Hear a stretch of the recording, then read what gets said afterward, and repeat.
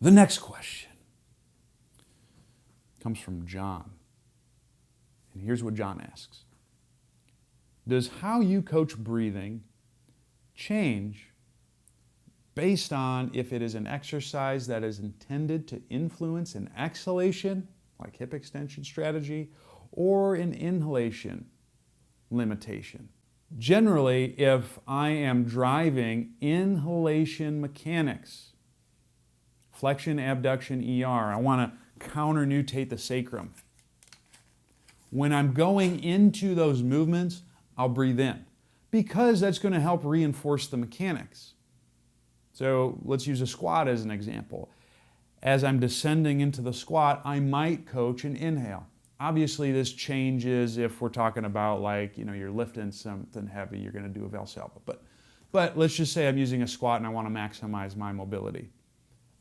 During the inhalation component of the squat, flexion, abduction, ER, I will breathe in.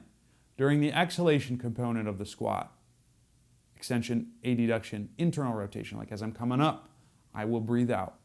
Now, if you've read or checked out some of my debriefs in the past, you'll know that, and also if you followed some of Bill Hartman's work, you'll know that there is a relative change of inhalation, exhalation, and inhalation mechanics, or you get different rotations happening through the arc of the squat. Would you breathe in from certain ranges, breathe out, and then breathe in again?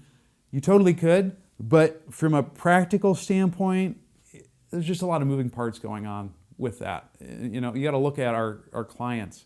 Most of them, they might not care all that much about breathing in specific ways unless you're one of my clients, because that's the people who I attract. So I don't think you have to get that fancy. I would look at generalities.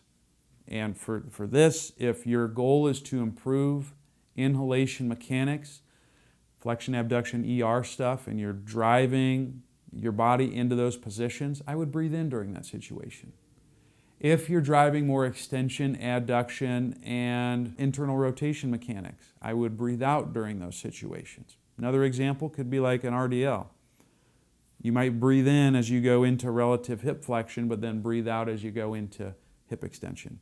And that's really about as far and as fancy as I get it. So match the breathing mechanics with whatever you're trying to drive.